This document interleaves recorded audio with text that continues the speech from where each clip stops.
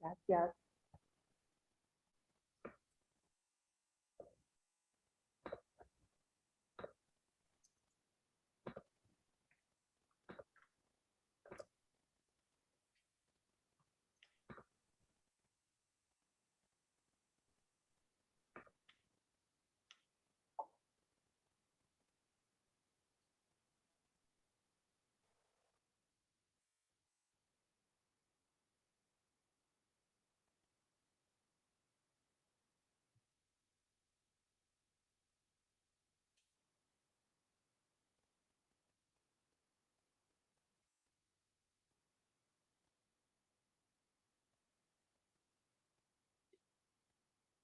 Adelante.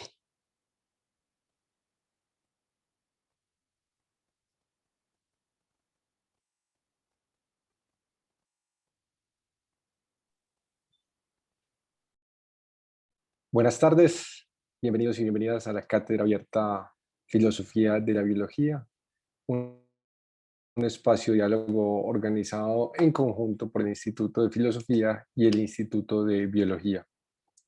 Esta cátedra busca ser un espacio de formación para los estudiantes de ambos institutos y una ventana para que el público general se nutra de las dinámicas académicas de la Universidad de Antioquia. Les recordamos además que este es un curso introductorio a la filosofía de la biología, abierto a la comunidad y no un ciclo de conferencias sobre avances en filosofía de la biología. Nuestro objetivo es, pues, divulgativo. Antes de empezar, quisiéramos agradecer a la comunicadora del instituto, Laura García, y al personal de UDA Arroba por su colaboración para organizar y proyectar estas charlas. Como algunos de ustedes ya saben, la Cátedra Abierta Filosofía de la Biología se llevará a cabo todos los lunes, que no sean festivos, a las 2 de la tarde y excepcionalmente 2 martes de junio, el 8 y el 15. A los interesados en conocer la programación, los temas y las fechas de cada charla, los invitamos a visitar la página del Instituto de Filosofía de la Universidad de Antioquia, http://filosofia.uda.edu.co. Allí encontrarán toda la información relacionada con este evento.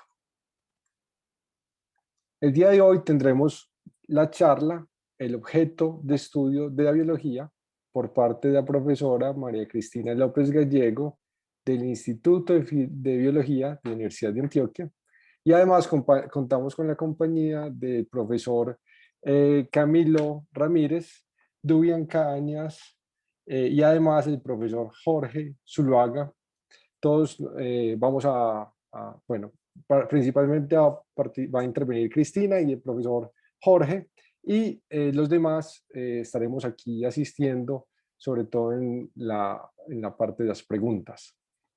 Les aclaro a las personas que nos están viendo que para enviarnos sus preguntas hay dos formas básicas.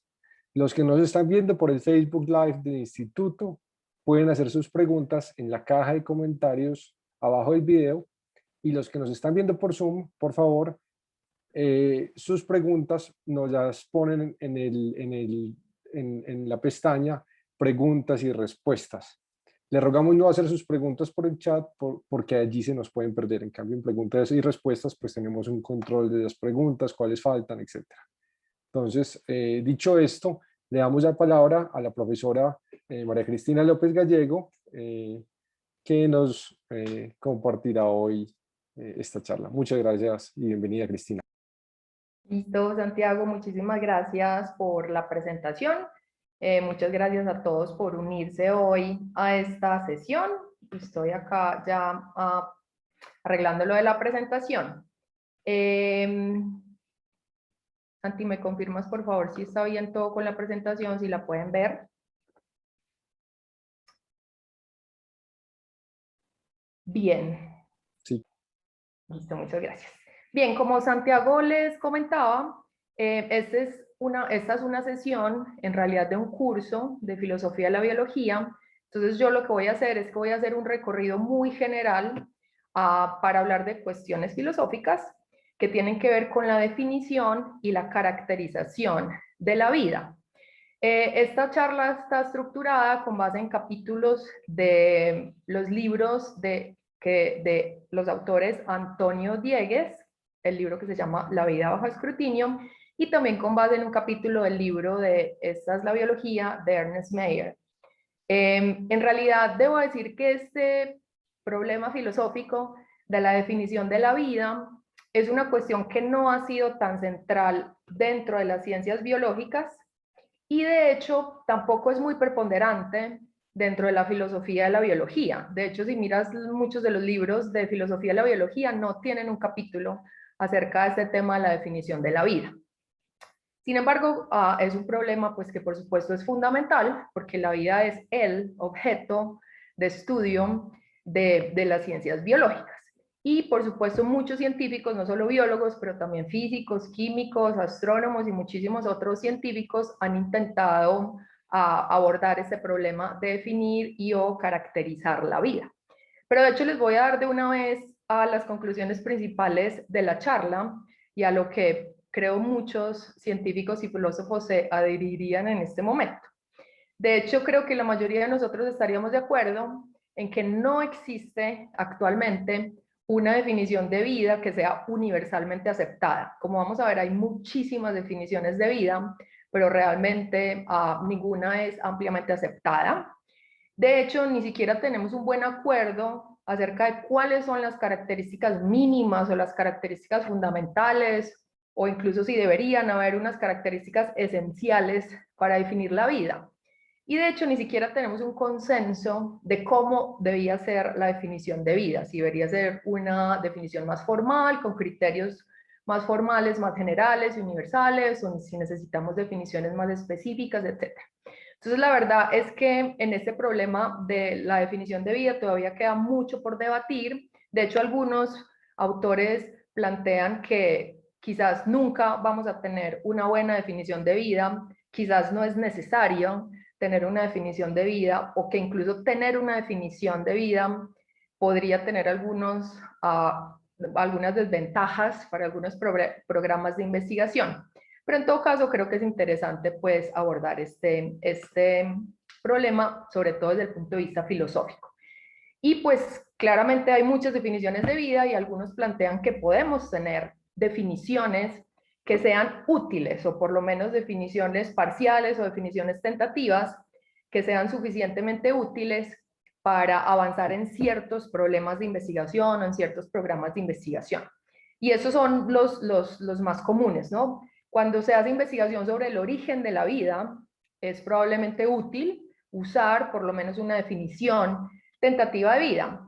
La mayoría de los biólogos que trabajamos en organismos como bacterias o eucariotes, plantas, animales, hongos u otros, creo que pues simplemente asumimos que esos organismos están vivos y de hecho podemos hacer investigación en la biología de esos organismos sin tener en cuenta una definición de lo que está vivo o no. Pero cuando uno se va más hacia la base de la filogenia, del árbol filogenético de la vida, eventualmente llegamos a un punto en donde hay un ancestro común de todos los organismos vivos que conocemos en este planeta. Y si queremos estudiar cómo fue el origen de la vida, cómo fue el origen de esos primeros organismos vivos, pues vamos a tener que estudiar esa transición entre lo no vivo y lo vivo, o entre la química inorgánica y la química orgánica, o algún tipo de proceso similar. Y evidentemente cuando estamos en ese problema de investigación, pues sería útil definir exactamente o provisionalmente a qué nos definimos con lo vivo, pues para poder determinar, digamos, cuándo comenzó lo vivo.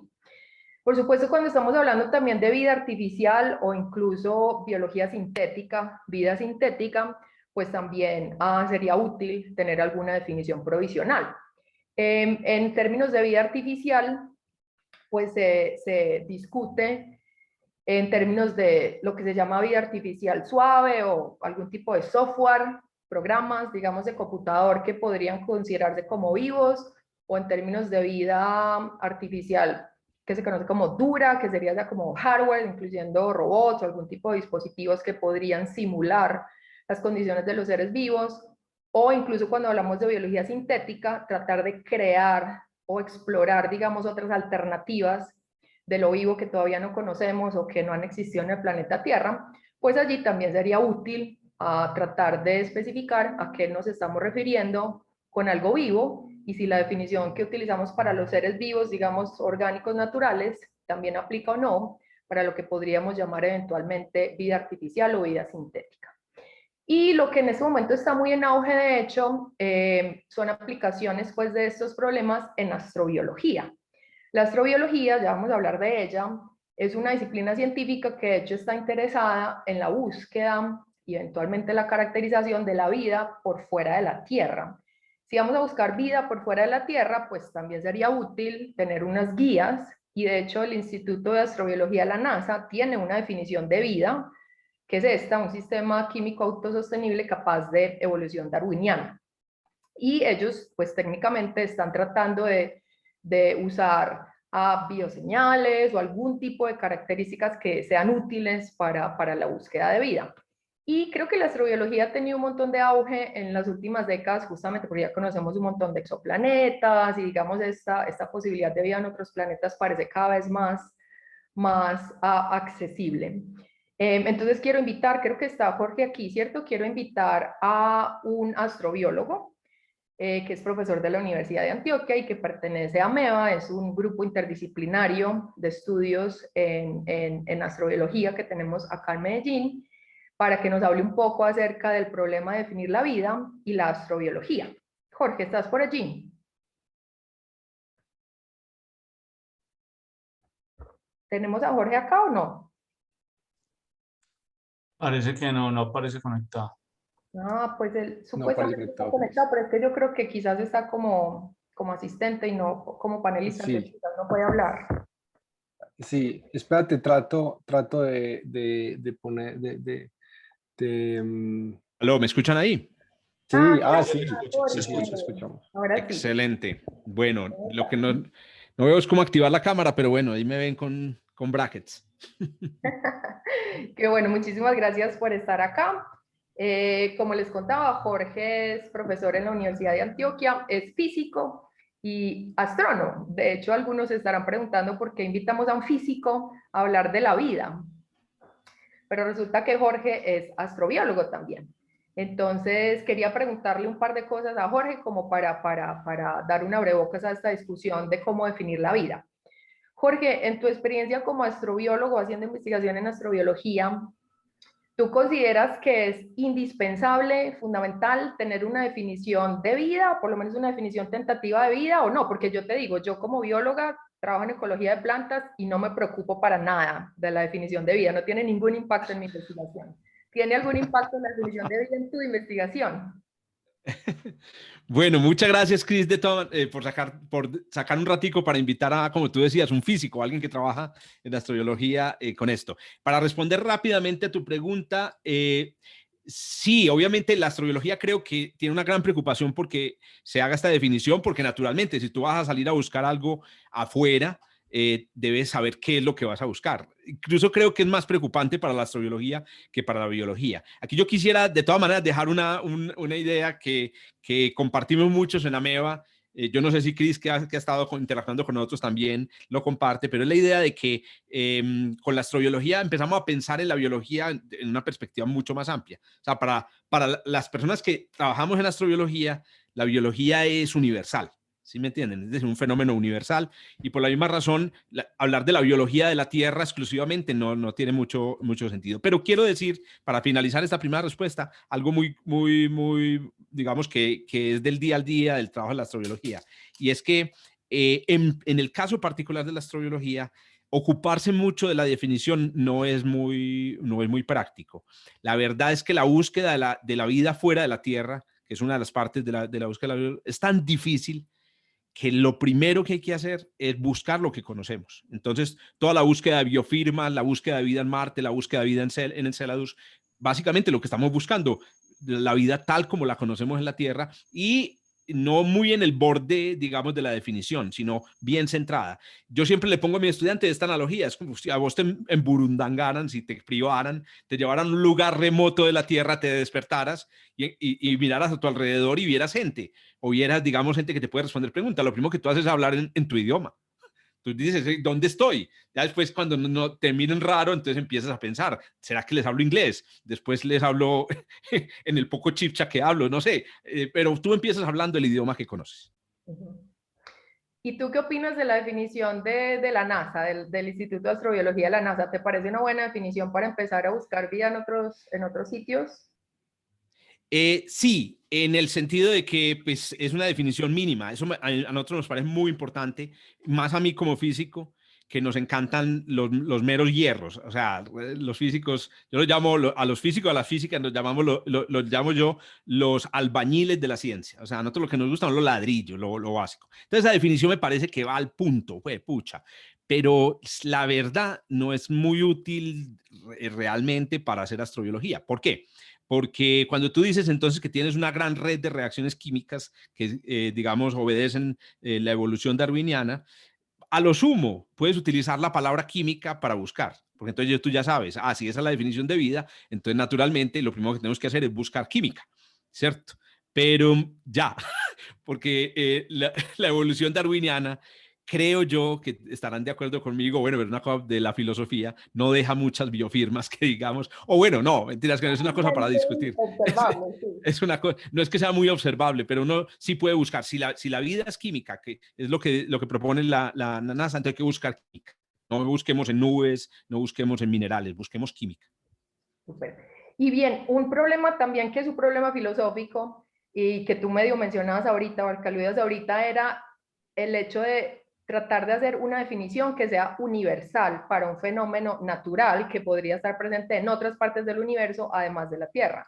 Pero nosotros solo conocemos la vida en la Tierra por ahora, ¿no? Entonces tenemos el problema de tratar de caracterizar o definir la vida de manera lo más general posible, pero solo lo podemos hacer con el conocimiento que tenemos hasta el momento, ¿no? Entonces, una de las grandes preguntas que yo sé que tú no puedes contestar y todavía nadie puede contestar, pero sobre la que podemos especular es, de acuerdo a lo que tú sabes como científico hasta ahora en astrobiología, ¿tú crees que sí podrían haber características o propiedades de la vida que sean universales o que sean inevitables o que podríamos usar para, digamos, ampliar la definición de vida o para tener una definición de vida que pueda contener no solo la vida del planeta, sino de la Tierra, sino de otros sitios? Sí, a ese problema lo llamamos en astrobiología, Cristina y todos, el problema de definir la vida como no la conocemos. Es decir, está la vida como la conocemos y está definir la vida como no la conocemos. Y no hay tampoco, como tú lo mencionaste en tu introducción muy interesante, no hay tampoco un consenso definitivo en este tema en astrobiología. Creo que no lo va a haber en mucho tiempo, porque, repito, la astrobiología se ocupa de cosas muy prácticas. O sea, ¿cuál es la señal bioquímica, cuál es la señal química que produce en la atmósfera de un exoplaneta la presencia de una biosfera? ¿Cierto? ¿De qué color es una biosfera? Porque esa es otra cosa, la astrobiología busca biosferas. La astrobiología no tiene muchas dificultades en encontrar organismos individuales o pequeños nichos habitados. No, la idea es tratar de buscar la señal de una biosfera completa. Entonces, no hay un acuerdo, pero sí hay unas propiedades. Básicamente hay 4 propiedades que se entienden como, que entendemos, pues, digamos, y que más o menos se leen en la literatura de astrobiología. Las voy a mencionar, seguramente tú vas a hablar a fondo de esto. Está la disipación, el hecho de que la vida no existe en equilibrio, es un proceso disipativo, es un problema de termodinámica bien interesante. La otra es la autocatálisis, que es la capacidad, digamos, de crecer exponencialmente, digamos, con procesos que pertenecen a la misma red de reacciones químicas. La otra es la homeostasis, ¿cierto? Que es la idea de mantener las variables internas del sistema dentro de valores que son aceptables. Y finalmente, el aprendizaje. Esas 4 propiedades básicas, que yo creo que de ellas hay 3, bueno, no, 2 o 3 que se aproximan a las que encontramos de definición de la vida en los libros de biología. Esas 4 propiedades, lo más importante es considerar que se pueden dar en sistemas que no necesariamente estén atados a un sustrato bioquímico como el de la Tierra. Es decir, podrían darse en sustratos, por ejemplo, bioquímicos, pero no con digamos, no en el modelo proteína, lípido, ácido nucleico, sino que en otros aspectos. Y aquí voy a recomendarles un excelente artículo que salió en 2020. Eso es del artículo fresquito en la revista Life. Yo no sé si tú lo conoces, Cristina, pero es recomendado. Es un artículo de astrobiología de Stuart Bartlett y Michael Wong, que incluso ellos hablan de la definición de un nuevo concepto, no de life, sino life, donde life es con Y, ¿cierto? En vez de life con I latina, es life con Y. Y ellos ahí discuten ese problema. Yo creo que es un buen punto de partida para ver cómo la astrobiología está abordando este problema tan interesante. Jorge, muchísimas gracias. Seguramente que esto nos va a servir para la discusión que sigue. Probablemente podemos hablar más contigo hacia el final. Muchísimas gracias. Mucha suerte a todos con el curso. Excelente iniciativa. Gracias.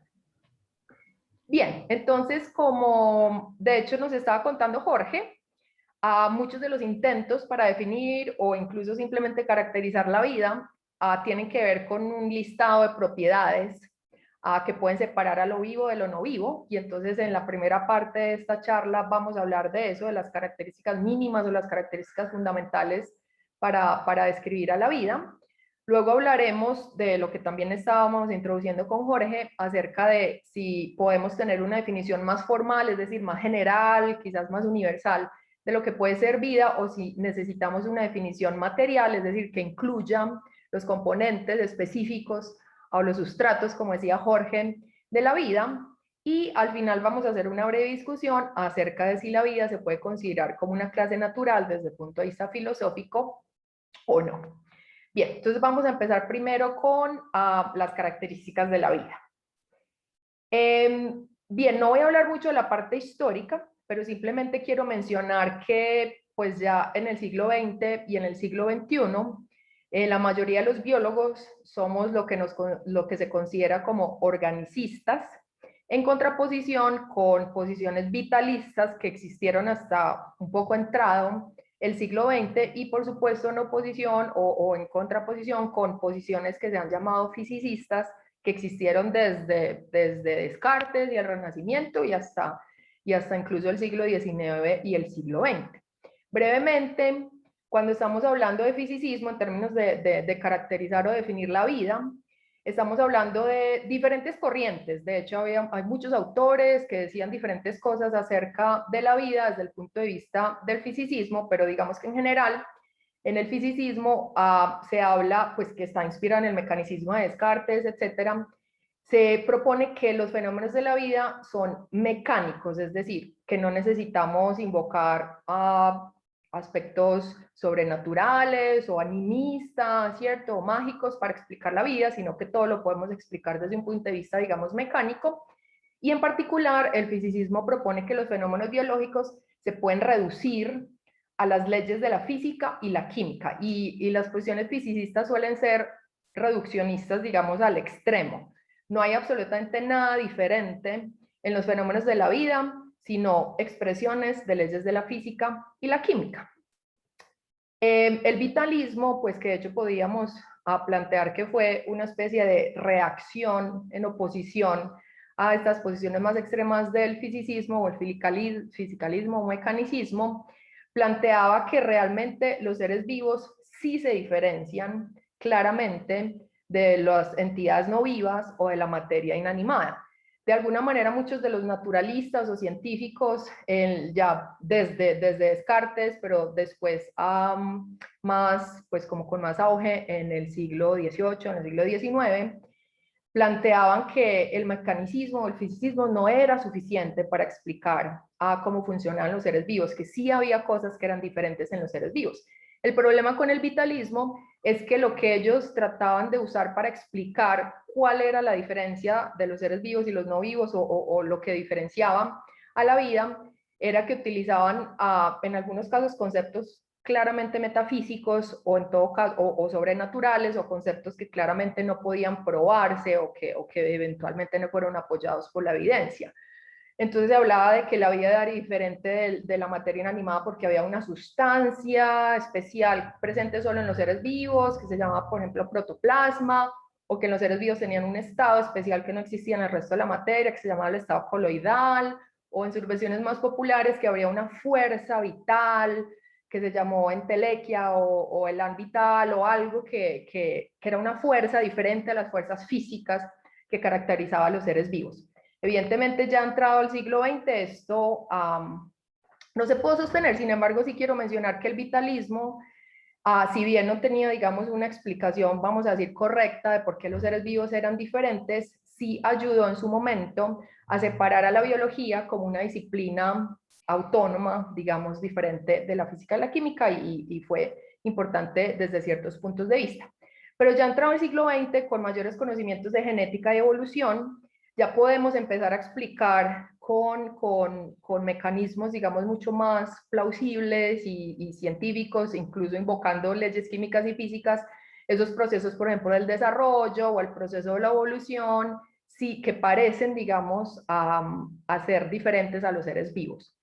Entonces, en el organicismo, las características exclusivas de los organismos ya no se deben a su composición, sino que se enfocan en el tipo de organización de los seres vivos. Entonces ya empezamos a hablar de los seres vivos como un estado de la materia que tiene una organización, por ejemplo, altamente compleja, bueno, con ciertas características que ya vamos a definir.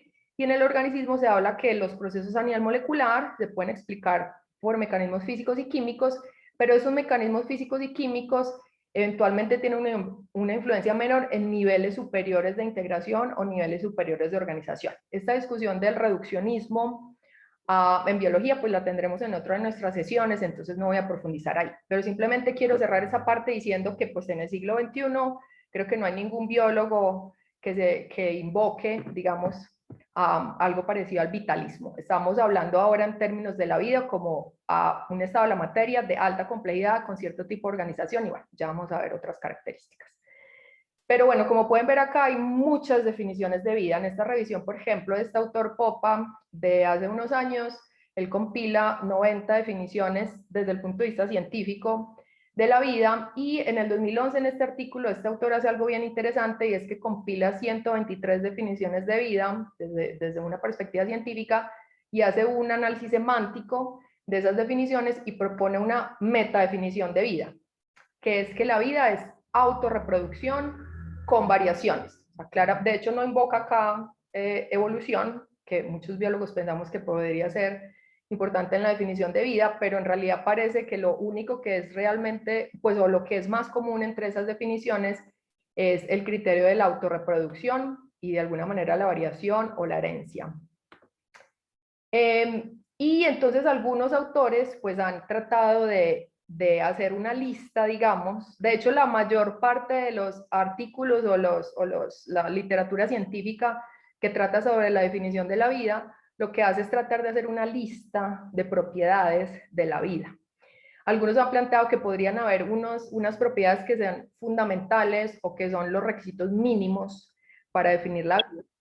Y, por ejemplo, en la mayoría pues, de estas definiciones o estos intentos de definir la vida, aparecen estas dos. La capacidad de autorreplicación, como vimos incluso en la metadefinición de Tribonov, y la capacidad de evolución. El problema es que cuando usamos solo una de ellas como única propiedad, digamos, básica, mínima, fundamental de la vida, excluye a un montón de seres que normalmente todos consideramos como vivos. Por ejemplo, cuando tú dices que la capacidad de autorreplicación es el atributo principal de los seres vivos, estás incluyendo, por ejemplo, a los organismos que son híbridos estériles, que claramente consideramos como vivos, la mayoría de los científicos. Excluye, por ejemplo, individuos que no se reproducen en castas de organismos como insectos o mamíferos que son eusociales. De hecho, si tú consideras las especies con reproducción sexual, un macho solo no puede autorreproducirse si no tiene una hembra, y lo mismo le pasa a la hembra, entonces podríamos decir que realmente el individuo como tal no es capaz de autorreplicarse, por lo menos no solo, necesita la intervención de otros organismos. Por supuesto, podríamos decir también algo parecido a los virus pueden replicarse, pero no autorreplicarse porque necesitan infectar a una célula para hacerlo.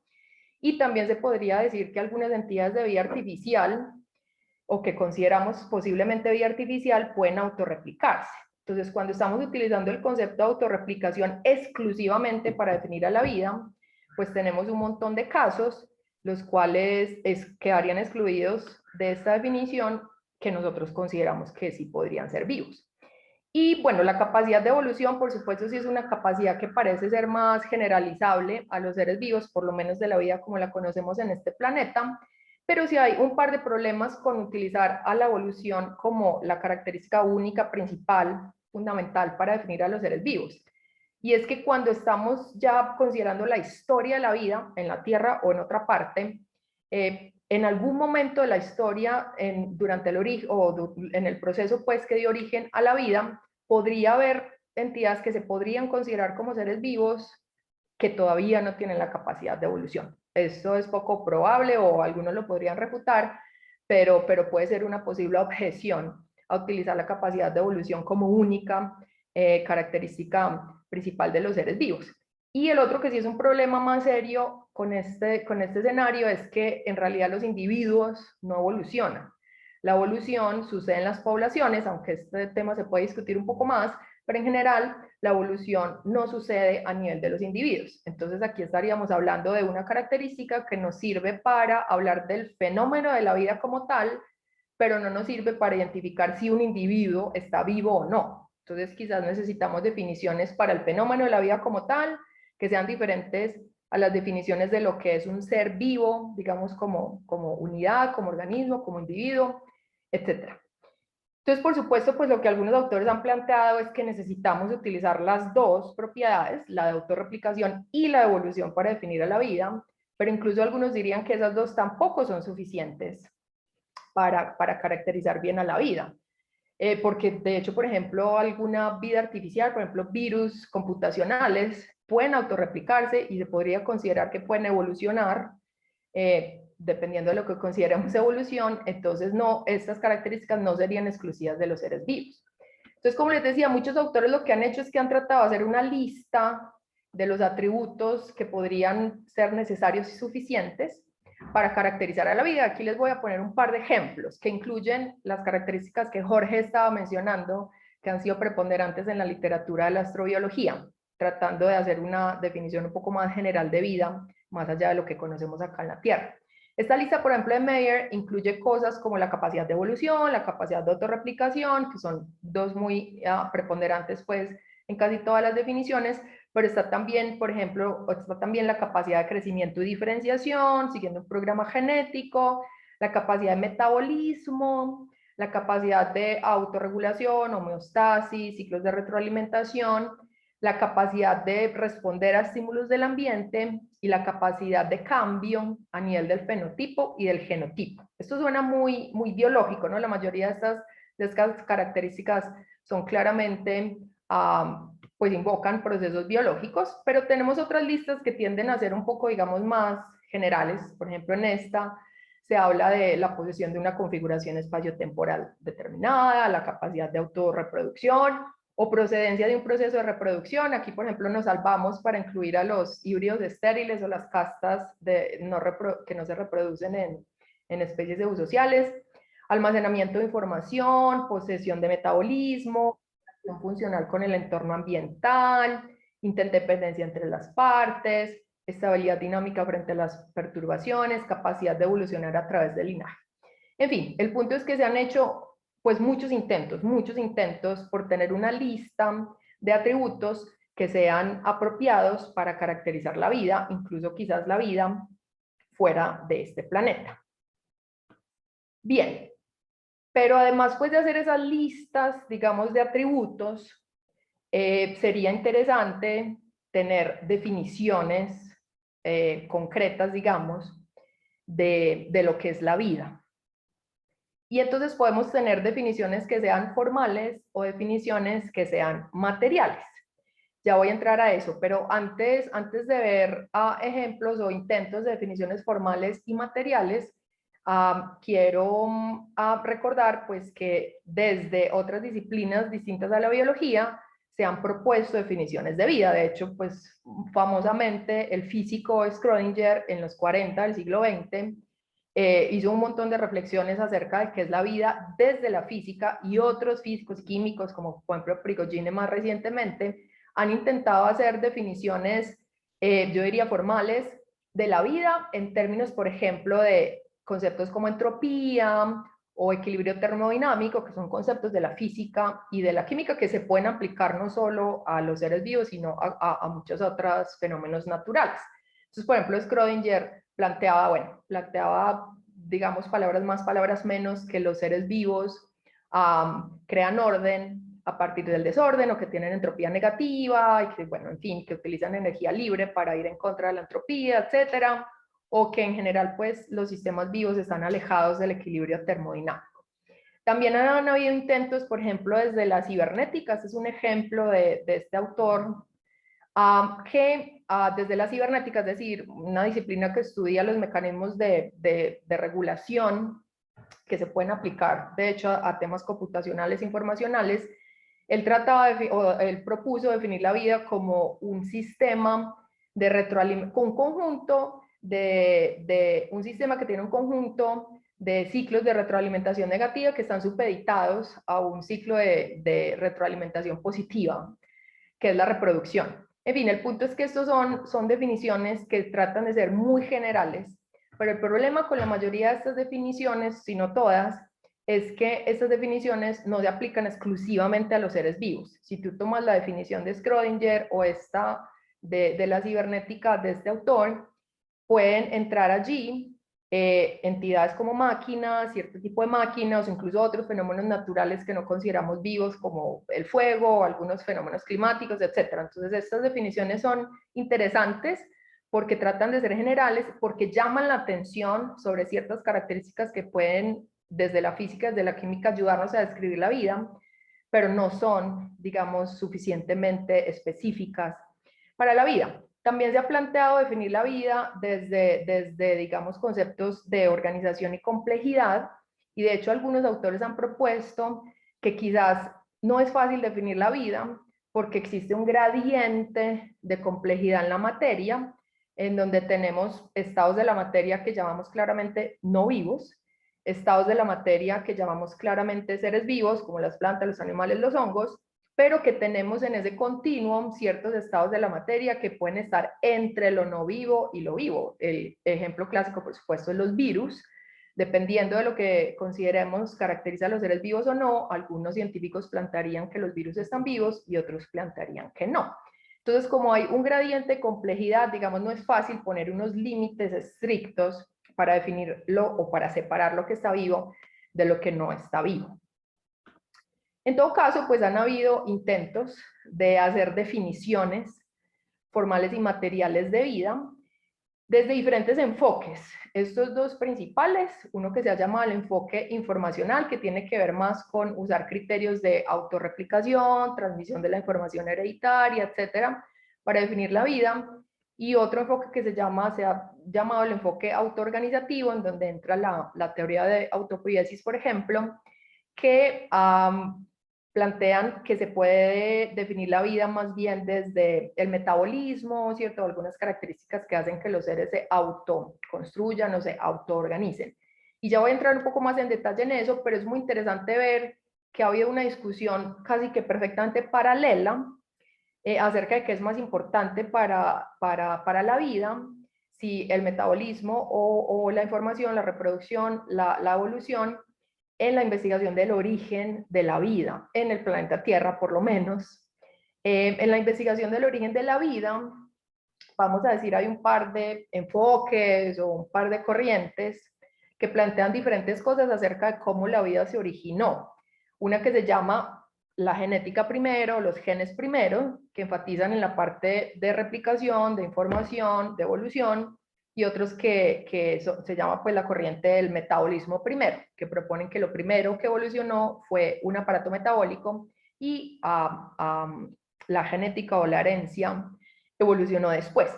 Básicamente, pues no puedo entrar en los detalles técnicos y no es el punto de esta charla, pero en la propuesta de los genes primero o la replicación primero, lo que se propone es que de un conjunto, digamos, de moléculas inorgánicas que eventualmente evolucionaron hacia moléculas orgánicas, Esas primeras moléculas orgánicas fueron las moléculas de la herencia o las moléculas que pueden transmitir información y variantes en esa información. Y pues en particular existe esta hipótesis que se llama el mundo RNA, el mundo ARN en español, en el cual se propone que las primeras moléculas de la vida fueron ARNs, que de hecho son moléculas que pueden almacenar y transmitir información, pero que tienen cierta capacidad metabólica, por lo menos se pueden autocatalizar, ¿cierto? Pueden hacer, digamos, ciertas reacciones químicas de manera autónoma. Entonces, algunos plantean que lo primero que existió fueron, digamos, esas moléculas autorreplicantes y que después se evolucionó una red de reacciones químicas que ahora llamamos metabolismo. Pero hay otras hipótesis científicas que proponen que lo que primero ocurrió fue el metabolismo. Y bueno, de hecho, dentro de esta se incluye el hecho de que algunos autores proponen que lo primero que debió haber sucedido es que debió haber habido algún tipo de membrana o encapsulamiento que permitiera aislar ciertas reacciones químicas del ambiente, y una vez dentro de, digamos, ese encapsulamiento, ciertas reacciones químicas empezaron a integrarse y eventualmente evolucionó un organismo que hace metabolismo y eventualmente apareció la capacidad de autorreplicación. En fin, entonces el punto es que acá se está preguntando qué fue primero, si la autorreplicación, si la transmisión de información, o fue primero el metabolismo. Y de manera paralela, digamos que también se discute si en la definición de vida lo que necesitamos es priorizar o darle más énfasis a la parte informacional, la autorreplicación, que a otras. Entonces, en este enfoque, por supuesto, lo que se propone es que la reproducción de una organización compleja es lo que es más importante para definir a la vida, y que los mecanismos de variación y herencia, que son los que posibilitan la evolución, es lo que es fundamental. Sin eso no hay vida. Si no hay herencia, si no hay evolución, no podemos hablar de seres vivos. Entonces, si tenemos simplemente algún tipo de unidad en donde hay metabolismo, pero allí todavía no hay evolución, eso no sería un ser vivo.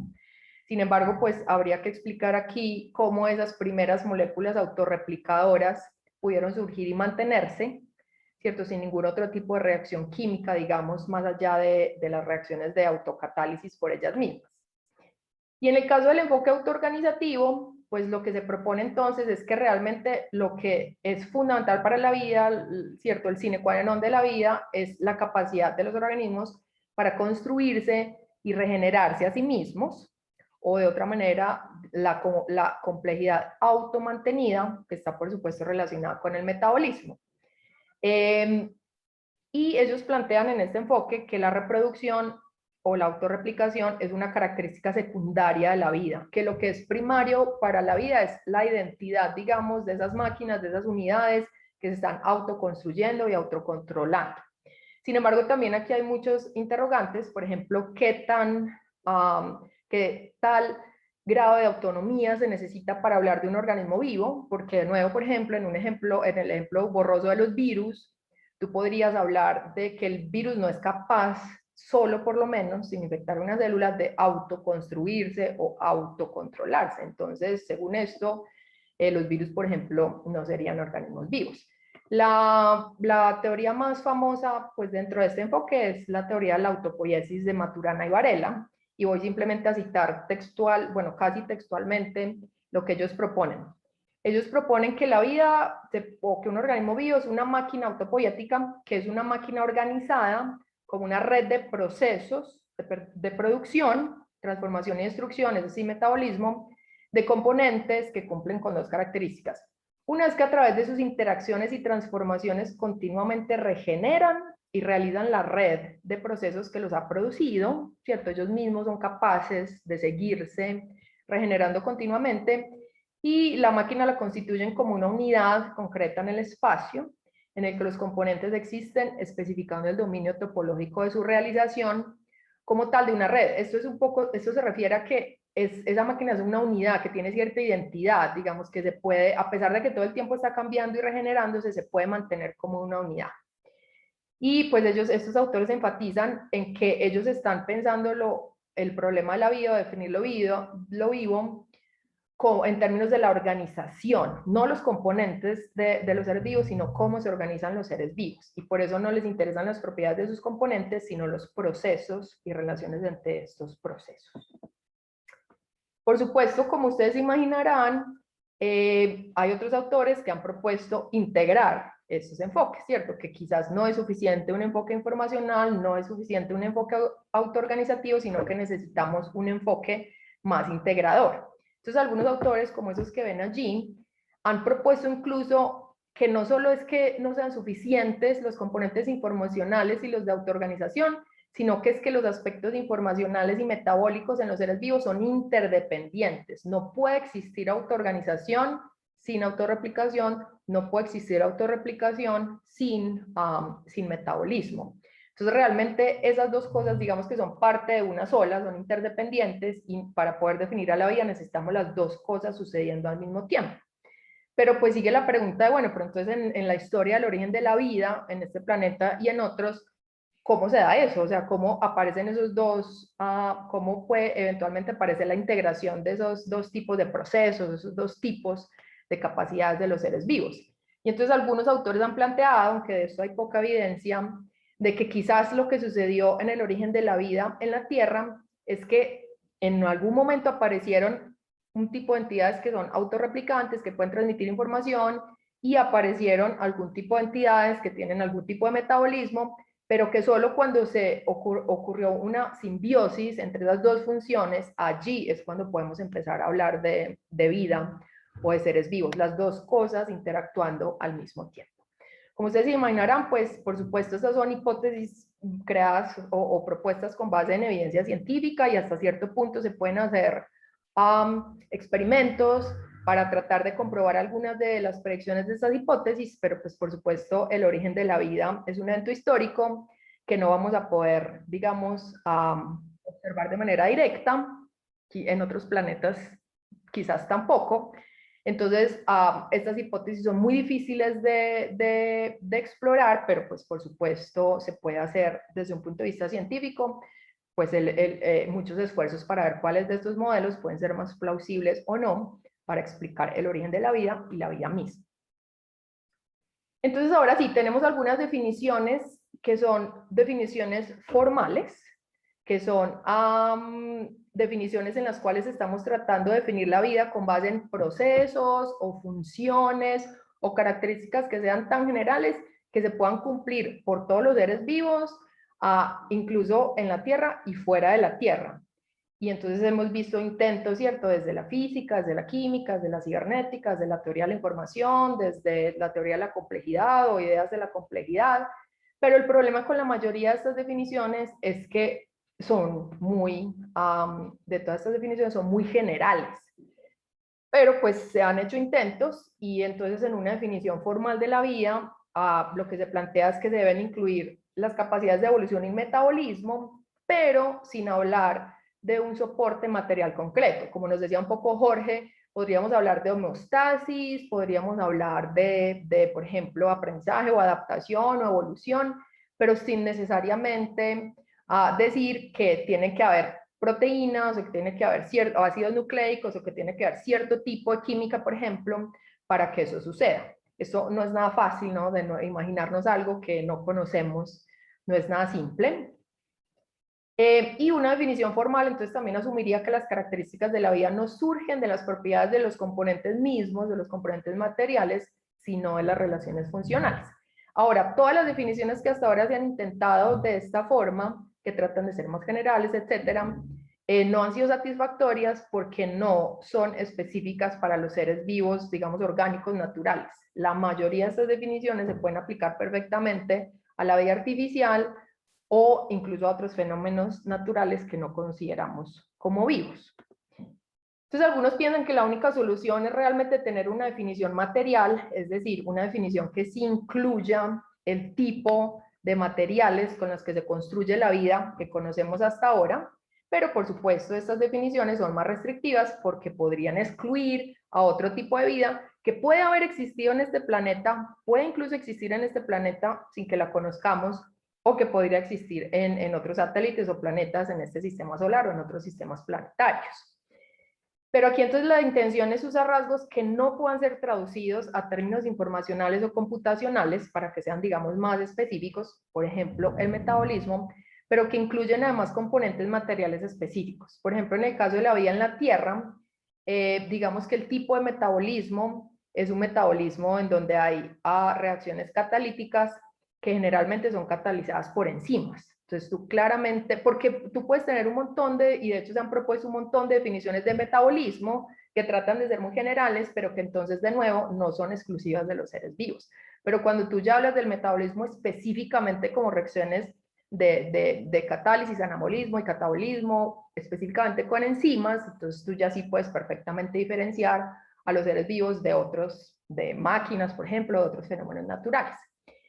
Pero se podría acusar a estas definiciones de este término que me encantó, de chauvinismo del carbono, ¿no?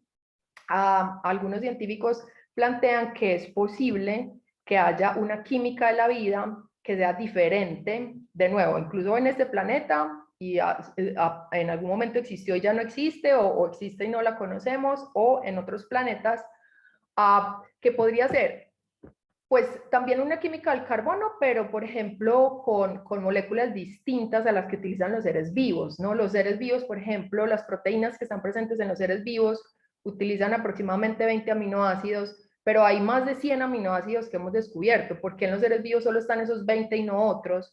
Hay otros ácidos nucleicos que no están presentes, que existen, que son posibles químicamente, que funcionalmente son más o menos idénticos a los ácidos nucleicos del ADN y del ARN de los seres vivos que conocemos en el planeta, y no sabemos si eso simplemente es una contingencia, ¿cierto? O sea, es posible que haya otro tipo de química y otro tipo de funciones, otro tipo de procesos biológicos que no estén basadas, que sean diferentes a los que conocemos en la Tierra, o incluso que no estén basadas en el carbono, en moléculas construidas con el carbono. Muchos científicos plantean que es muy poco probable que haya vida si no es con moléculas orgánicas complejas basadas en carbono, pero no sabemos si existe la posibilidad de organismos de pronto más sencillos, pero que incluso tengan una química, por ejemplo, basada en silicio, o en arsénico, o en fin, otras cosas. Entonces, algunos propondrían que no es posible prescindir de referencias a propiedades materiales si vamos a caracterizar de manera, digamos, exclusiva y bien específica la vida, pero incluso también porque, no solo porque es muy difícil plantear lo que no conocemos, sino también porque quizás hay una imbricación o un entanglement en inglés tan fuerte entre la materia y la forma en los seres vivos que simplemente no podemos separar a los componentes materiales de las funciones en los seres vivos, y entonces no podemos tener una definición completamente funcional o una definición completamente formal de vida. Bien, entonces se han planteado definiciones alternativas que, digamos, traten de sortear estas dificultades. Una que propone Diegues, que a mí me parece muy interesante, es que quizás lo que podemos hacer es tener una definición que es materialista, pero que sea disyuntiva y ajustable. Es decir, que yo puedo definir a la vida con varios tipos de componentes o varios tipos de funciones, y yo puedo decir que alternativamente la vida puede ser esto, o puede ser esto otro, o puede, ay, perdón, creo que es con o puede ser esto otro, me equivoqué ahí, o puede ser esto otro, pero que ningún organismo vivo necesariamente va a cumplir todas las características de esa definición, y que a medida que vayamos conociendo nuevos tipos de vida o nuevas funciones de la vida, pues esa definición se podría ir ajustando, ¿no? Bien, y entonces ya para finalizar esta reflexión, voy a hablar brevemente de lo que Diegues propone acerca de si la vida se puede considerar como una clase natural o no. ¿Qué es una clase natural? Pues la verdad es que hay muchos, digamos, enfoques filosóficos acerca de qué es una clase natural, desde, bueno, el naturalismo, digamos, que hace parte del realismo científico. Bueno, aquí hay muchísimas corrientes y vamos a tener otra sesión sobre realismo, entonces no voy a profundizar en esto, pero bueno, si asumimos una posición naturalista en términos de que asumimos que hay entes o fenómenos que son naturales, digamos, independientemente de las teorías científicas o independientemente de los intereses de los humanos, y si asumimos que hay divisiones naturales en esos fenómenos, una clase natural sería un intento, ¿cierto?, de caracterizar a los componentes de cierto tipo, cierta división que existe realmente en la naturaleza. Y entonces hay muchas propuestas de cuáles son los criterios que debemos usar para definir una clase natural, pero digamos las propuestas más tradicionales, vamos a decir, dicen que para definir una clase natural, lo que se requiere es tener un conjunto, ¿cierto?, de miembros que de manera individual posean unas condiciones necesarias y de manera colectiva posean unas condiciones suficientes para asignarlo a esa clase, pues asignar esos miembros a esa clase. Y de hecho, entonces, en esta visión más tradicional, se propone que los miembros de una clase natural deben tener todos unas propiedades intrínsecas que sean comunes y que entonces diferentes clases son como categóricamente diferenciables. Entonces piensen, por ejemplo, en la química, en el caso de los elementos. Yo puedo asignar una entidad a un elemento, el elemento arsénico o arsenio,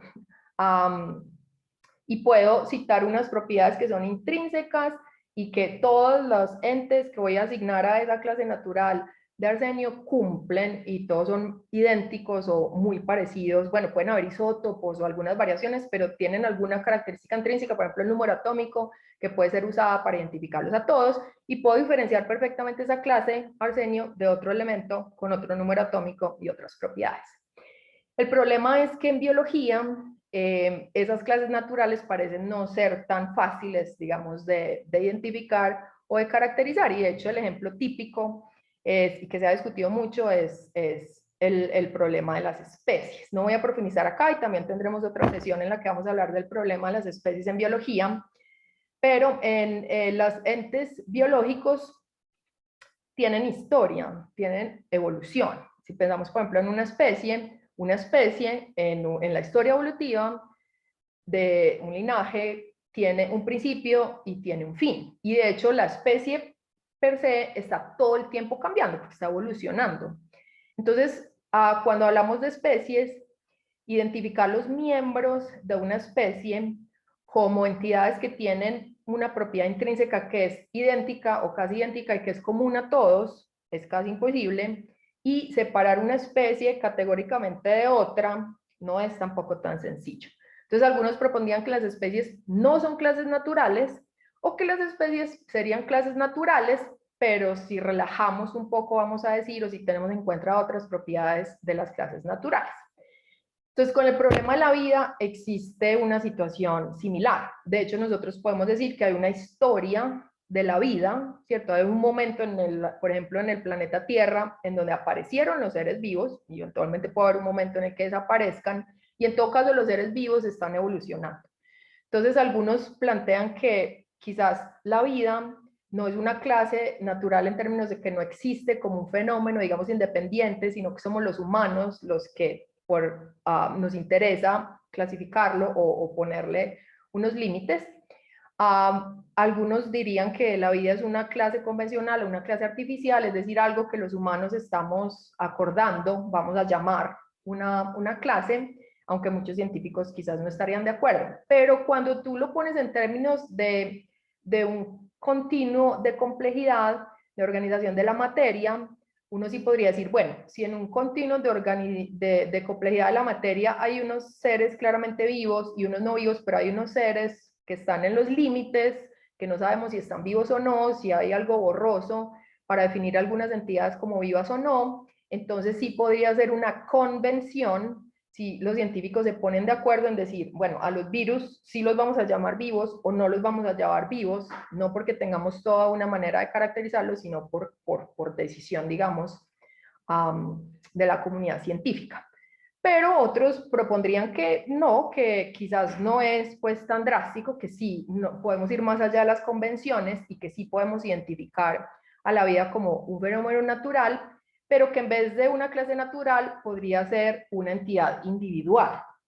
Es decir, una entidad que tiene una historia, tiene un inicio y un fin definido en el tiempo y con algo que se considera una propiedad importante para designar algo como individuo, y es que tiene cierta cohesividad interna, es decir, que tiene partes, pero tienen partes que están interrelacionadas o son interdependientes. Esto se cumple fácilmente pues para la vida en la Tierra. Fácilmente podemos decir que todos los organismos vivos que están en la Tierra de alguna u otra manera tienen conexiones ecológicas o conexiones evolutivas, y entonces podríamos hablar de la vida como un fenómeno individual o como un individuo, pero cabría preguntarse si se podría aplicar esto cuando hablamos de otras posibilidades de vida. Si es verdad que existe vida en otras partes en el sistema solar o en otros sistemas planetarios, conformarían entonces todos esos fenómenos de vida un individuo, estarían de alguna manera conectados, podrían en algún momento conectarse, ¿cierto? Quedaría como esa pregunta abierta.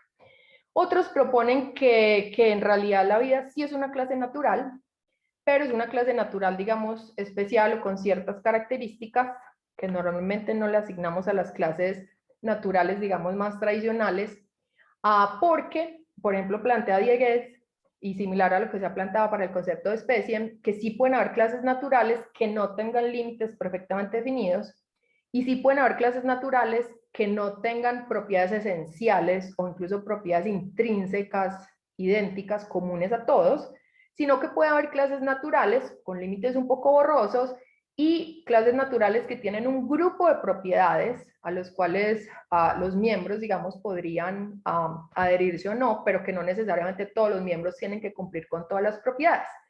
Y pues ellos plantean que esta postura es interesante pues porque deja abierta la investigación empírica para tener una cada vez más ajustada determinación de los rasgos que pueden servir para caracterizar la vida.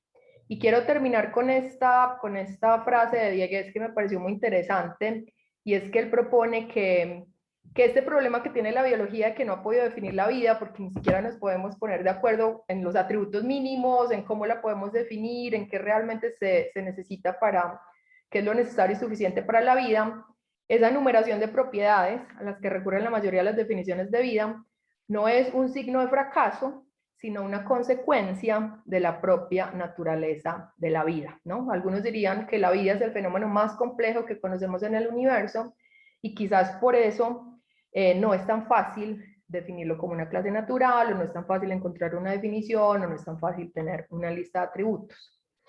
Bien, entonces me devuelvo a las conclusiones de la charla para reiterar de nuevo que, pues, como pueden ver, no hay una definición de vida universalmente aceptada, no hay acuerdo en cuáles son las características que sean fundamentales para poder definir o caracterizar a la vida, y de hecho ni siquiera tenemos un consenso en los criterios que debemos seguir para lograr una definición rigurosa, si debe ser una definición formal o necesariamente tiene que ser material o tendría que ser una definición que sea más flexible, etcétera, etcétera. Entonces, pues con esto voy a concluir la parte magistral de la charla y podemos pasar a discutir preguntas o discutir aspectos acá abordados.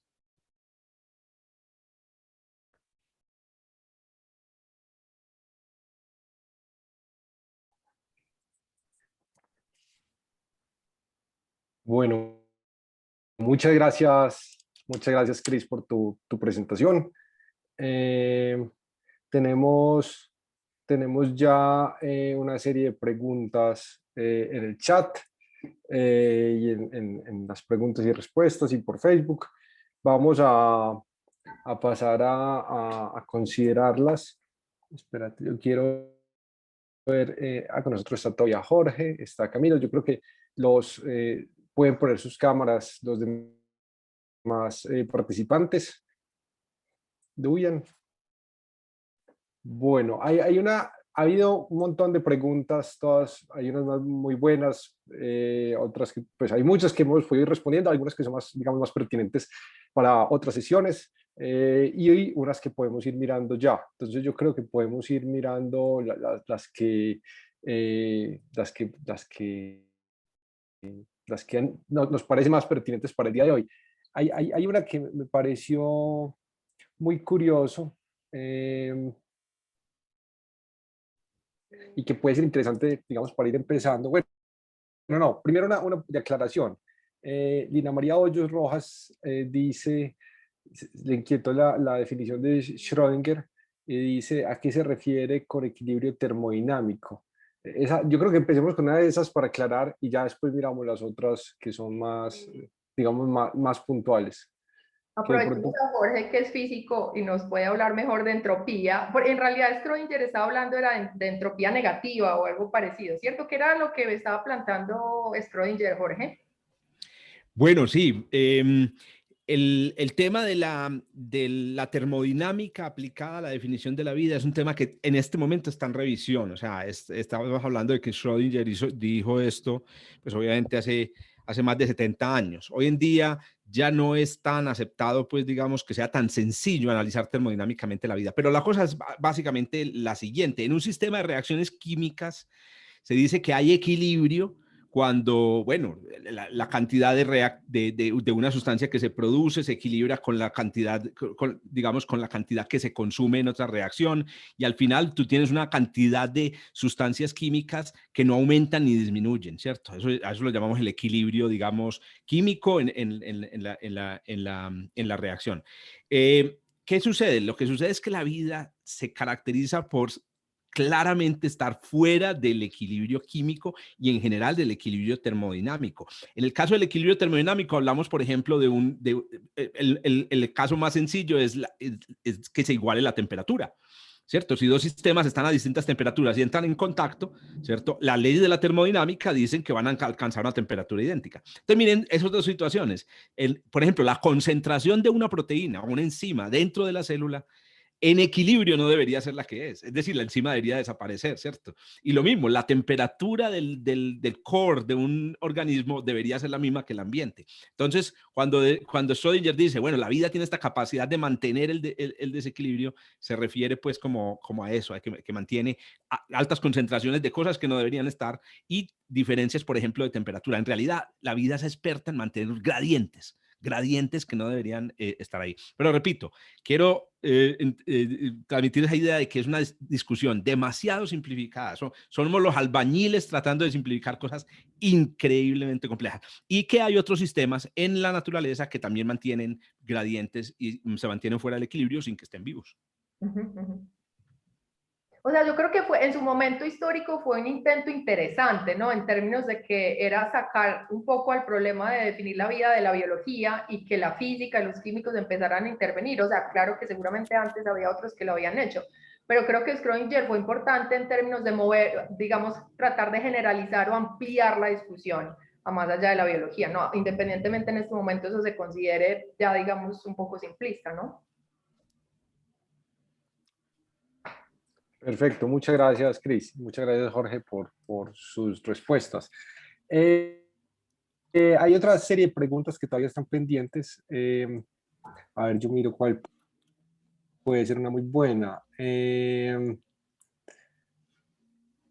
Una dice, esta es un poco extraña, pero puede ser interesante. Sobre todo ya que está Camila aquí con nosotros, dice, en algún punto la definición de la vida y la definición de la especie pueden llegar a coincidir. Es una pregunta interesante que pone en relación dos conceptos fundamentales de la biología y en gran tensión. No sé si Camilo quiera de pronto aventurar una respuesta. Sí, está bastante buena, bastante buena. No me había hecho directamente la pregunta, se me vienen algunos elementos que pueden ser pues como interés para quien las diga. Obviamente una relación, ¿sí? Si hablamos de especies biológicas, obviamente, pero entonces ahí obviamente está uno ya ligando con la misma palabra, digamos, porque el término especie es un término que está desde afuera de la biología, ¿sí? O sea, el término especie es utilizado pues ampliamente en todo tipo de conocimiento. Tú tienes especies químicas, tú tienes especies de diferentes cosas y se refiere básicamente a la referencia de tipos de cosas, ¿sí? O sea, tener un tipo de algo. Eso sí se ha arrastrado a la biología y ahí es donde está parte del conflicto con el problema de la especie, que no es lo que vamos a trabajar hoy y llegar a la sesión en la que lo vamos a poder abordar con más detalle. El asunto de tipos de vida, que está asociado a lo que Chris estaba hablando de clases naturales, ¿cierto? Natural kinds, las clases naturales. Entonces, digamos, por ahí hay una relación que obviamente la estoy dejando simplemente ambigua y que tiene que ver con lo terminológico. Un elemento que puede ser útil, creo que es una de las aproximaciones, por lo menos más provocativas que ha habido en el problema de la especie, tuvo que ver con la definición de Gieselin y Hull sobre de las especies como individuos. Y precisamente para referirse a una especie como algo así como un conjunto de cosas, ¿sí? En este caso de organismos, que tendrían unas relaciones entre ellos que los individuarían, es decir, que todos ellos los harían un individuo y que así como un organismo nace, crece y al final muere y desaparece, las especies también, decían ellos, si las entendemos como individuos, uno vería que se solucionan muchos problemas, decían pues Gieselin y Hull, porque las especies nacen, tienen un origen, ellas se desarrollan de alguna manera y pueden morir, y de hecho pues normalmente mueren, en algún momento van desapareciendo pues todas, ya ahí nos metemos en otros intríngulis con cladogénesis y anagénesis, pero básicamente ahí habría una relación que yo veo como que puede ser curiosa para explorar. Más allá de esas dos cosas, creo que no tendría mucho que aportar todavía en este momento, pero seguramente va a haber muchos más elementos.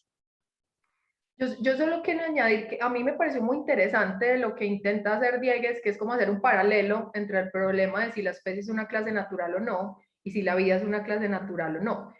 Porque yo creo que pone la atención sobre el hecho de que la vida evoluciona, la vida cambia, ¿cierto? Y entonces en ese sentido, las clases naturales a las que la física y la química, digamos, están acostumbradas, son clases naturales que no cambian mucho. Entonces tú puedes decir, no sé, la clase natural planeta tiene unas características muy fáciles, de hecho son solo como 3 características ahora, Jorge que está aquí nos puede ayudar, que nos ayudan a definir un planeta, y cualquier cuerpo que cumpla con esas características, ¿cierto? Se puede llamar planeta y no hay mucho problema.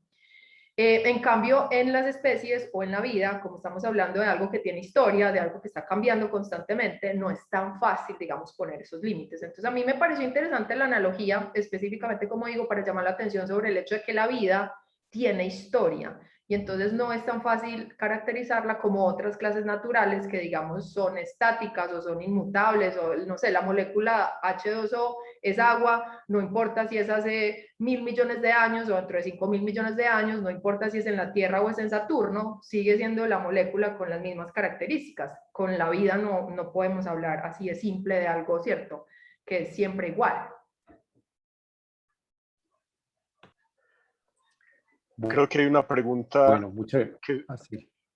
creo que hay una pregunta que se conecta con la observación que acabas de hacer, Chris, sobre la importancia de la teoría evolutiva y el carácter histórico de la vida. La formula Wendy Valencia está dirigida a ti. Cristina, ¿qué piensas de una definición filogenética de vida? Si se hace una filogenia y todos comparten un ancestro común, ¿todos esos descendientes serían seres vivos? Gracias, Wendy, por la pregunta. Está interesante. Si siguiendo con ese paralelo, ¿cierto? Hay una definición filogenética de especie, y quizás podríamos proponer una definición filogenética de vida. Yo pienso que puede ser interesante como una de las propiedades, ¿cierto? Para incluir en esa caracterización o en esa definición de la vida. Pero, de nuevo, creo que no sería suficiente para definir a la vida, ¿no? Porque, claro, tú puedes decir, después de que ya hay un ancestro común o después de que tú identificas un ancestro común último o único para una filogenia en cualquier biosfera, tú puedes decir, listo, de ahí, digamos, hacia adelante en la historia, todos esos son seres vivos. Pero nos sigue dejando con el problema de, bueno, pero ¿cuándo sucedió la transición o cómo sucedió la transición entre lo no vivo y lo vivo, ¿cierto? ¿Qué me sirve para separar a todos estos descendientes de este ancestro de las cosas que vamos a llamar no vivas? Entonces sí me parece que puede ser un atributo interesante, pero creo que no soluciona todo el problema para poner un límite claro entre lo vivo y lo no vivo. No sé, Camilo, si tienes alguna, o cualquiera de ustedes si tiene otro comentario al respecto. No, yo pensaría que, o sea, de hecho lo que pensaría es que no nos terminaría siendo muy útil, porque Rastrear filogenético, pues primero, si es filogenético, pues ya de por sí estamos diciendo que refiere netamente a la vida y sin duda alguna, pues es una característica fundamental de todo lo vivo. Es decir, sí podríamos de la manera más rápida decir que sí, todo lo vivo tiene relación filogenética, sí, pues todo es de descendencia. Pero la pregunta sería, ¿cuál es la utilidad de eso? Porque al final y al cabo, pues no podemos rastrear todo hasta un cierto punto. Y nos llevaría así a una de las definiciones que he hecho, pues es de las más sólidas que hay todavía en el ambiente, que tú la mencionaste muy bien, es hablar de vida pues como aquellas cosas que tienen capacidad de replicarse. Sí, entonces refiere a replicones, refiere a la capacidad de replicarse y al fin y al cabo, si se replica, pues claramente hay una transición filogenética que se puede reconstruir ahí.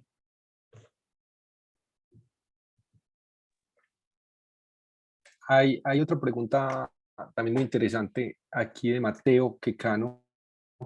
Dice, ¿consideran que para llegar a una definición de vida es necesario consolidar primero una teoría aceptada sobre el origen de la misma? ¿O creen más bien que para que se consolide una teoría sobre la vida se requiere una definición previa del concepto? Yo creo que esta pregunta en realidad sintetiza la problemática que ha presentado Chris en su charla, y es que pues, es muy difícil llegar a una definición sin tener todos los datos, pero al mismo tiempo que es también otro de las dificultades que señala Jorge, y es que es muy difícil ir a buscar si hay vida si no sabemos por antemano o tenemos una idea básica de qué es la vida. Entonces, digamos que yo no sé si ustedes quieren ahondar en esto, pero Jorge, de pronto no sé si quieres decir algo, Chris. Tienes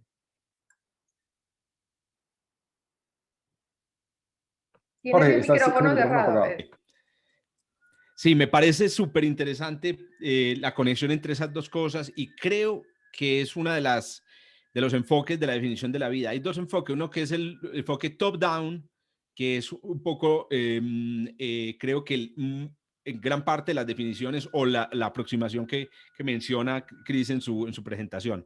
Y está también el enfoque bottom-up, que es el enfoque del origen, ¿cierto? La vida como algo que ocurre en un momento dado, hay una especie de transición, hay una transición en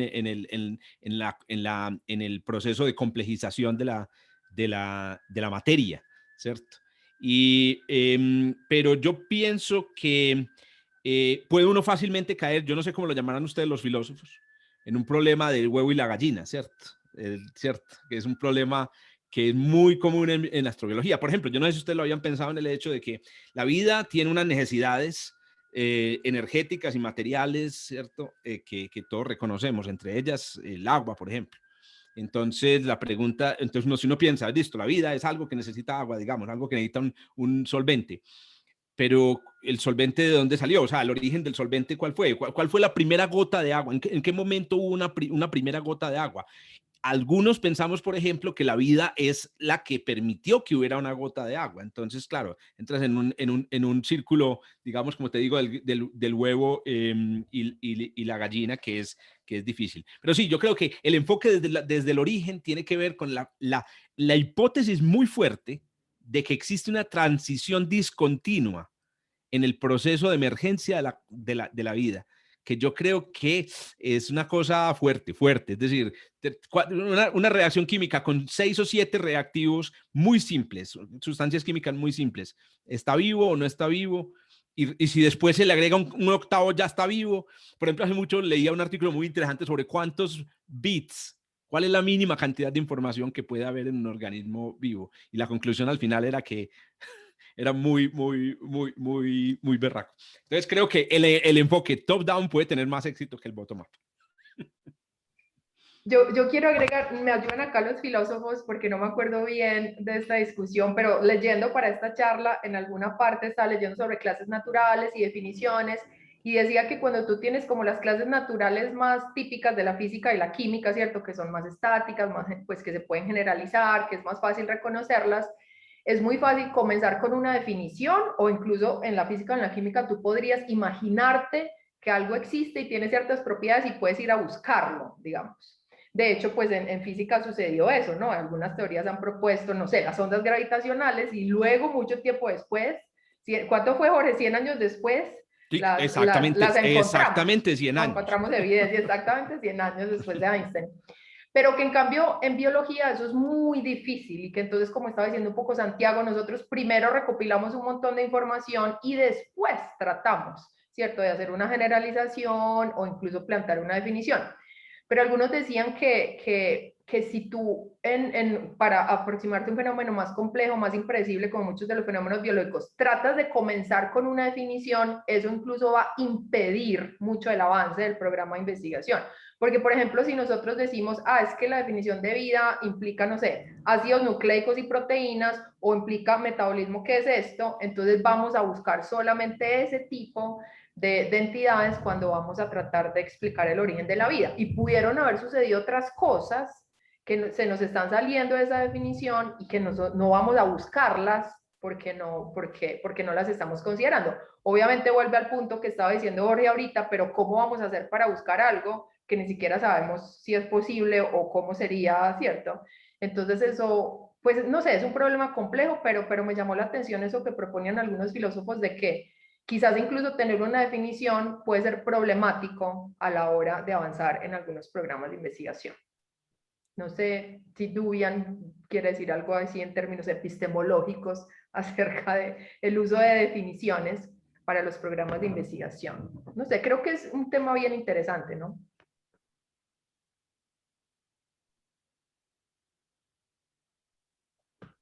Bueno, tenemos más preguntas, que nos van llegando a través de distintos medios. Ahora voy a escoger una pregunta que nos hacen por Facebook, para que los de Facebook también se sientan escuchados. Pregunta Santiago Agudelo: si no hay una definición clara de lo que es la vida, ¿cómo pueden guiar los biólogos sus investigaciones? En últimas, ¿cómo manejan la riqueza conceptual en torno a la vida para formar consensos entre biólogos y, por tanto, continuar y conectar efectivamente sus investigaciones? Es una pregunta claramente dirigida a los biólogos. Muy buena pregunta, pero como yo decía al principio cuando estaba hablando con Jorge, mira, la mayoría de los biólogos no estamos preocupados por la definición de la vida y no tiene implicaciones para nuestros programas de investigación o lo que hacemos en investigación. Yo estudio plantas, por ejemplo, y yo simplemente asumo que las plantas están vivas y parto de ahí. O sea, yo no me estoy cuestionando si están vivas o no están vivas. Pero, pues bueno, no sé, Camilo, ¿qué opinas? Yo de verdad creería que en mucha parte de la biología, excepto lo que tiene que ver con el origen de la vida y algunas otras cuestiones fundamentales, una definición de vida no es necesaria para avanzar en la investigación. Pero pero obviamente, ¿cómo hacemos para tener consenso y cómo hacemos para aproximarnos a la biología aunque no tengamos una definición de vida? Bueno, es que la mayoría de las cosas que estamos estudiando, digamos, son procesos que no tienen que ver con los fundamentos de la vida o con el origen de la vida per se. No sé, Cami, ¿qué opinas? Yo de verdad creo que la mayoría de los biólogos no necesitamos una definición de vida para hacer investigación en biología. Sí, no, yo creo que no, pues sí, la evidencia muestra que no termina siendo indispensable. Digamos, lo que sí hay es como una diferenciación más o menos intuitiva de casi todo el mundo frente a qué está vivo y qué no está vivo. Y yo creo que pues no hay debate razonable en torno a si las plantas están vivas o si no están vivas, sobre si las bacterias están vivas o no, y para hacerlo, y nunca nuestros estudios van en la dirección de si ella está viva o está muerta, o sea, van en la dirección de las otras actividades o implicaciones que ellas tienen, ¿cierto? De la ecología, de cómo se reproducen, de todas las funciones que precisamente cada que se trata de definir la vida se utilizan. Entonces, a eso es a lo que nos dedicamos los que hacemos ciencia. Normalmente, no a definir si está viva o no, porque, digamos, estamos casi siempre en escenarios de menos debate, aún en los escenarios de más debate, como por ejemplo en los virus, que tampoco ha sido un problema. O sea, eso sería un problema para quien quiere decir si eso es biología o no es biología, por alguna razón, pero en el fondo, pues al que es virólogo y trabaja con los virus, seguramente no le interesa,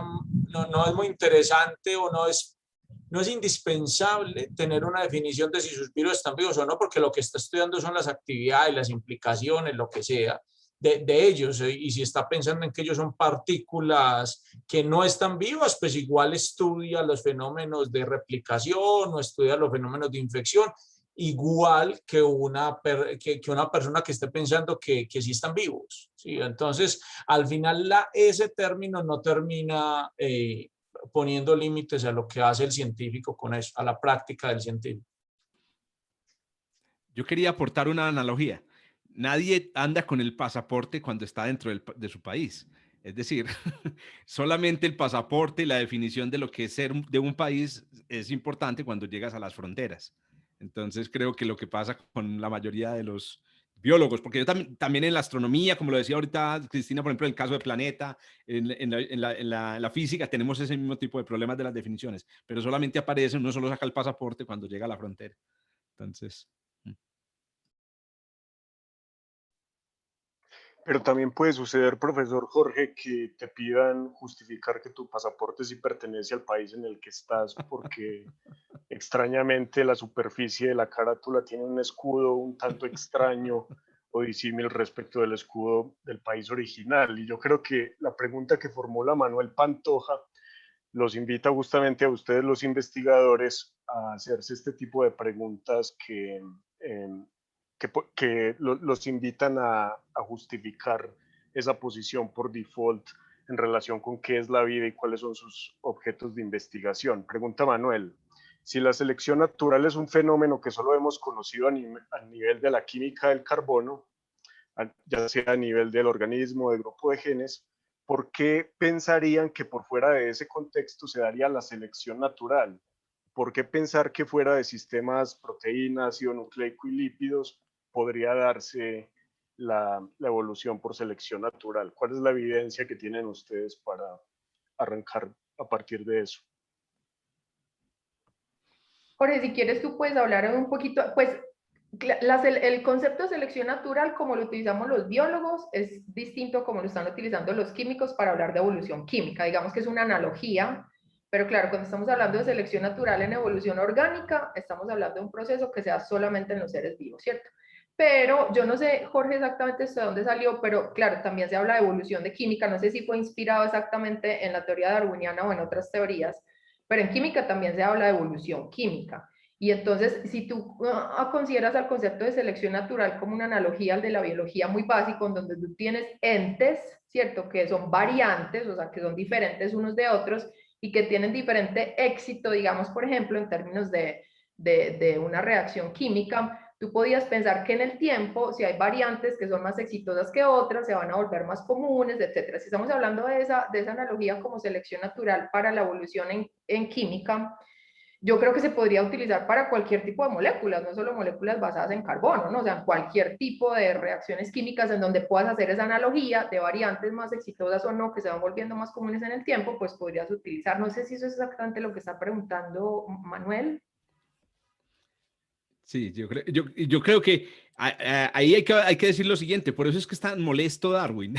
¿A qué me refiero? A que la idea de Darwin de la evolución por selección natural, que hoy sabemos que es mucho más compleja, es increíblemente obvia y es increíblemente universal. Entonces, en realidad no es restringida a sistemas biológicos, como lo dice Tina, donde haya variabilidad y competencia. La realidad, la selección natural funciona en sistemas, por ejemplo, digitales, en las redes sociales. Piensen en una idea, en un chisme.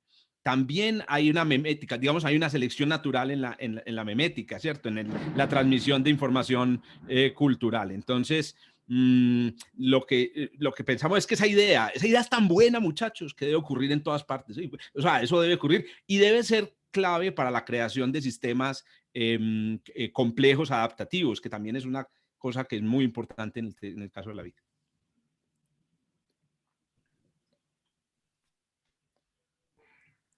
Bueno, desafortunadamente hemos llegado al final del tiempo que tenemos para esta emisión. Les agradecemos a todos los invitados que estuvieron aquí con nosotros. Le agradecemos mucho a la profesora Cristina López Gallego por su presentación, profesor Jorge Zuluaga por habernos acompañado y haber compartido con nosotros. También al profesor Camilo Ramírez y Dubian Cañas por haber estado con nosotros. Agradecemos además a todos los presentes por sus preguntas, sus intervenciones y a todos los que nos ven a través de Zoom y del Facebook Live del Instituto de Filosofía de la Universidad de Antioquia. Les recordamos que pueden ver toda la programación de este evento en la página del Instituto de Filosofía, http://filosofia.uda.edu.co. Y antes de terminar, les informamos que los próximos 2 lunes no tendremos encuentro por tratarse de días festivos en Colombia.